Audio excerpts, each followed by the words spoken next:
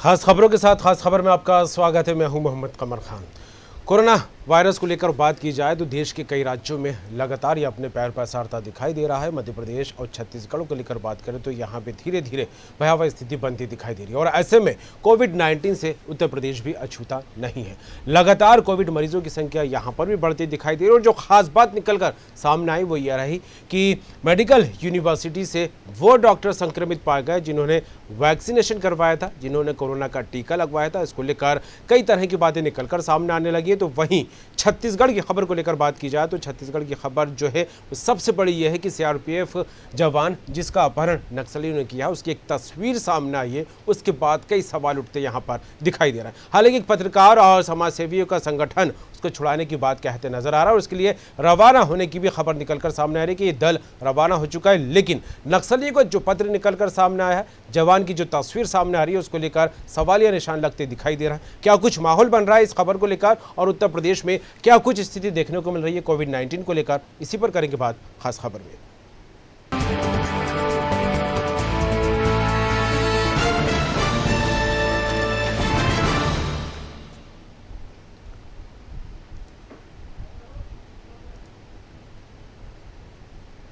स्वास्थ्य मंत्रालय की ओर से बुधवार को जारी किए गए ताज़ा आंकड़ों ने लोगों की चिंताएं बढ़ा दी हैं। बीते 24 घंटे में अब तक सर्वाधिक रिकॉर्ड बढ़ोतरी के साथ कोरोना संक्रमण के 1,15,736 नए मामले दर्ज किए गए और 630 मरीजों की कोरोना से मौत भी हुई है। इसी के साथ देश में संक्रमण के कुल मामले बढ़कर 1,28,01,785 हो गए हैं और कोविड से मरने वालों की जो संख्या 1,66,177 पर पहुंच गई है। उत्तर प्रदेश में कोरोना संक्रमण का विस्फोट हुआ है।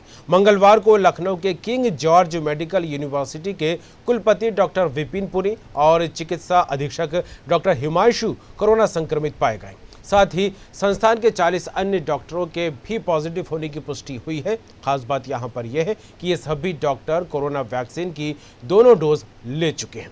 केजीएमयू में संक्रमित ज्यादातर डॉक्टरों ने कोरोना वैक्सीन की दूसरी डोज 25 मार्च को ले ली थी। इतना ही नहीं, उत्तर प्रदेश बीजेपी के संगठन महामंत्री सुनील बंसल कोरोना संक्रमित हो गए हैं।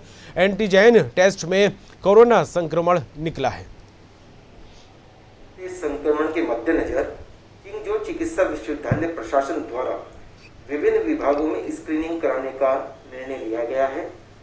कुछ विभाग स्क्रीन करा लिए गए हैं और अभी तक वर्तमान में जो हमारी स्थिति है, लगभग 30 से 40 जो चिकित्सक हैं रेजिडेंट्स, उनमें कोरोना संक्रमण की पुष्टि हुई है और हमारी ये स्क्रीनिंग अभी जारी रहेगी।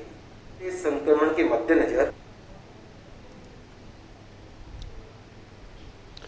और इस खबर पर बात करेंगे, सीधे रुख करेंगे लखनऊ न्यूज़ रूम का। हमारे साथ जुड़ गए हैं आरसी भट्ट साहब, स्टेट एडिटर। भट्ट साहब, जिस तरह से कोरोना संक्रमण के मामले लगातार पूरे देश में बढ़ते दिखाई दे रहे हैं, हर रोज़ ग्राफ बढ़ता दिखाई दे रहा है और साथ में रिकॉर्ड भी यहाँ पर एक अलग अलग हर रोज़ सामने आ रहा है। ऐसे में उत्तर प्रदेश को लेकर बात की जाए तो यहाँ पर भी जिस तरह की स्थिति बनती दिखाई दे रही है, उसके कई सवाल खड़े उठ रहे हैं। और ख़ास बात यह है आज जिस तरह से जिस पर हम चर्चा करने जा रहे हैं वो यह है कि मेडिकल यूनिवर्सिटी के डॉक्टर भी संक्रमित पा गए। ये वो डॉक्टर हैं जिन्होंने वैक्सीनेशन करवाया था। क्या कुछ स्थिति है, क्या अपडेट है इस लेकर? उत्तर प्रदेश के बहुत अच्छी इस तरह से संकेत मिल रहे थे।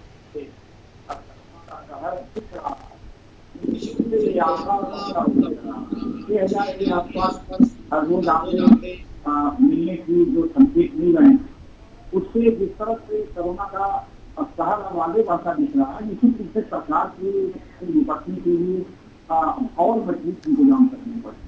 लेकिन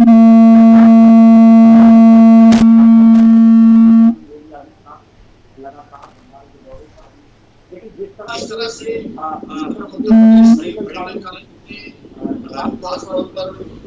बेड की कमी है, क्योंकि मरीजों की जो भर्ती है वो भर्ती होनी जरूरी है। लेवल 3 और लेवल 4 के मरीज आ रहे हैं, उनको तत्काल मेडिकल सुविधा प्रदान की जाए ताकि उनकी जानें बचाई सके। अब जिस तरह से उत्तर प्रदेश में मरीजों का आंकड़ा लगातार बढ़ रहा है, तो उसी हिसाब से उत्तर प्रदेश में मरीजों को सुविधाएं भी बढ़ाने की आवश्यकता है। और जिस तरह से किंग जॉर्ज मेडिकल यूनिवर्सिटी में 40 लोग, खासतौर पे 39 डॉक्टर सहित वाइस चांसलर विपिन पुरी के साथ साथ हिमांशु जो मुख्य चिकित्सा अधीक्षक है वो पॉजिटिव पाए गए। ये जो कल बड़ा विस्फोट हुआ है कोविड-19 का, निश्चित रूप से कहा जाए कि चिकित्सक जिनकी रिस्क सबसे ज्यादा रहती है और वो लगातार पॉजिटिव पाए जा रहे हैं। और कहीं न कहीं ये तमाम लोगों ने वैक्सीन की दोनों डोज लगा रखी, लेकिन फिर भी जो है कोविड-19 को अपने पास आने से रोक नहीं पाए और उसका नतीजा ये हुआ कि वो पॉजिटिव हुए। लेकिन जिस तरह से उत्तर प्रदेश में व्यावसायिक गतिविधियां, वाणिज्यिक प्रतिष्ठान, दुकानदार, पटरी व्यवसायी, खासतौर पर व्यापारी वर्ग, ऑफिसेज, सचिवालय, गवर्नमेंट के ऑफिसेज लगातार खुले हुए हैं, आवागमन तेज है। उत्तर प्रदेश में आप कहीं आ जा सकते हैं। और सबसे बड़ी बात यह है कमर कि उत्तर प्रदेश में पंचायत के चुनाव हो रहे हैं, होने हैं, उसको लेकर नामांकन की प्रक्रिया, लोग से मिलना जुलना, हालांकि चीफ सेक्रेटरी गाइडलाइन जारी कर रहे हैं, लेकिन उसका कोई नतीजा नहीं दिख रहा है, उसका कोई पालन होता दिख नहीं रहा। जिलाधिकारियों को सख्त निर्देश है कि आप कोविड-19 से ये जो गाइडलाइन है उसका पालन कराएं। लेकिन इसी में चुनाव है और इसी में तमाम जो कार्यक्रम है वो चल रहे हैं। हालांकि सरकार ने समय समय पर गाइडलाइन बना के उसको इम्प्लीमेंट करने की कोशिश की है, लेकिन उसका नतीजा नहीं दिख रहा है। लोग सोशल डिस्टेंसिंग का पालन नहीं कर रहे हैं, मास्क नहीं लगा रहे हैं और आपस में बहुत नजदीकियां बनाए हुए हैं। तो ये जो चीजें हैं कहीं न कहीं ये कोविड-19 के संक्रमण को और तेजी से उत्तर प्रदेश में बढ़ा रहा है। स्थिति आगे चलकर निश्चित रूप से भयावह होगी। वैक्सीनेशन का काम, हाँ ये जरूर है कि सरकार ने वैक्सीनेशन का काम थोड़ा तेज किया है। लोगों को वैक्सीनेशन देने की प्रक्रिया यहाँ पूरी तरह से अच्छे से चल रही है, लेकिन उसके साथ साथ लोगों को इलाज भी मिलना चाहिए। और निश्चित रूप से कहा जाए पीजीआई एक बड़ा संस्थान है लखनऊ का। लखनऊ में सबसे ज्यादा मरीज 1100 के आसपास मरीज निकल रहे हैं हर रोज।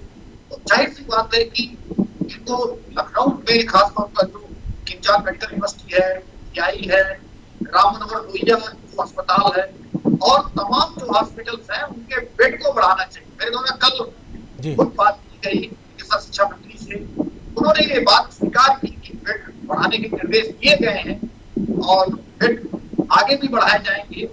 मरीजों को जो है वो वापस नहीं किया जाएगा, उनको चिकित्सीय सुविधा बराबर दी जाएगी। लेकिन अब किस तरह सरकार और अपने संसाधन बढ़ाकर निपटने की कोशिश करती है देखना।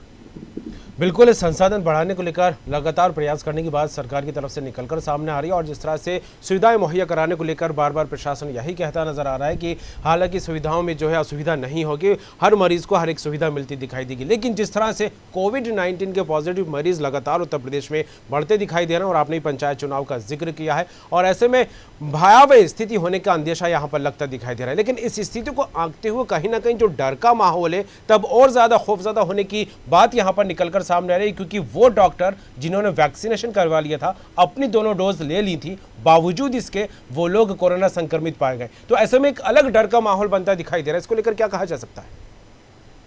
तो देखिए, ये वैक्सीनेशन होने के बाद भी कोरोना का संक्रमण बढ़ रहा है जी। अब ये तो इसको तो केंद्र सरकार और राज्य सरकार देखे वैक्सीन की गुणवत्ता क्या है, कितना असरकारक है, कितना काम करेगी बॉडी में, किस तरह से जो है एंटी जो है उसका बनेगा प्रतिरोधक क्षमता। अब ये देश के जो वैज्ञानिक हैं जिन्होंने वैक्सीन बनाई है वो देखिए इसका परीक्षण करें, इसका कितना प्रयोग हुआ है। लेकिन हाल फिलहाल बचाव जो है एक सबसे बड़ा हथियार है। अगर हम मास्क लगाते हैं, सोशल डिस्टेंस का पालन करते हैं तो निश्चित रूप से कहा जाए कि इससे बचा जा सकता है। भीड़ भाड़ जगहों पे जाने से परहेज रखें, लोगों के संपर्क में ज्यादा ना रहें। तो इस तरह की चीजें अगर सरकार इस दिशा में निश्चित रूप से प्रयास करना चाहिए जिससे कम से कम लोग संक्रमित हों। अब जिस तरह से कई राज्यों में अब नाइट कर्फ्यू का एक ऑप्शन रखा है कि 10 बजे से 5 बजे सुबह तक नाइट कर्फ्यू लगा दिया जाएगा और नाइट कर्फ्यू का पालन किया जाएगा। उत्तर प्रदेश में भी निश्चित रूप से आगे स्थिति जैसे भी बनेगी सरकार इस पर निर्णय लेगी, लेकिन सरकार को मरीजों की बढ़ती हुई संख्या देखते हुए उनके इलाज की व्यवस्था सुनिश्चित करनी, क्योंकि जिस तरह से मरीजों की संख्या लगातार बढ़ रही है उनका इलाज चाहिए, क्योंकि इससे अगर इलाज नहीं ऑटो की संख्या बढ़ेगी। तो जाहिर सी बात है कि सरकार को इस दिशा में और मजबूत और ठोस बिल्कुल भट्ट साहब, क्योंकि जिस तरह से टेस्टिंग को लेकर बात की जा रही है, बेड लगातार बढ़ाने की बात सरकार की तरफ से निकलकर सामने आ रही है और वैक्सीनेशन की प्रक्रिया भी लगातार तेज होती दिखाई दे रही है। नाइट कर्फ्यू का जिक्र आपने किया, लेकिन महाराष्ट्र के हालत देखें तो वहां पर भी कर्फ्यू जैसे हालत बनते दिखाई दे रहे हैं। लॉकडाउन की स्थिति वहां पर भी निर्मित हो चुकी है। मध्य प्रदेश में भी रविवार का लॉकडाउन और खबर आ रही है कि शनिवार रविवार 2 दिन का लॉकडाउन रहेगा। छत्तीसगढ़ की राजधानी रायपुर को लेकर बात की जाए तो अभी ऐलान हुआ है कि 9 तारीख से 10 दिन का लॉकडाउन लगाया जाएगा। उत्तर प्रदेश में अगर देखा जाए तो क्योंकि लगातार कोविड मरीज बढ़ते दिखाई दे रहे हैं, लॉकडाउन के लेकर क्या कुछ अपडेट सामने आ रहा है?